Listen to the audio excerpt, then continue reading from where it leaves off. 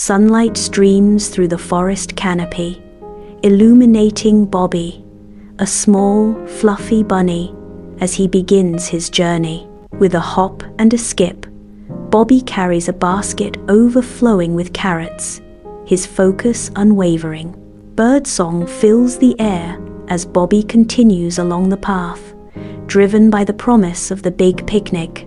Deep within the forest, Bobby pauses, a distressed cry piercing the tranquil air. At the foot of a towering tree, Lily, the squirrel, appears distraught, her colorful kite ensnared high above. Lily sobs, "My kite, I'll never get it back." Bobby responds with determination, "I'll help you." A vibrant picnic scene under the sun is tinged with a sense of incompleteness.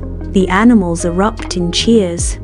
Bobby the brave bunny, Bobby bounds into view, clutching his basket, brimming with carrots.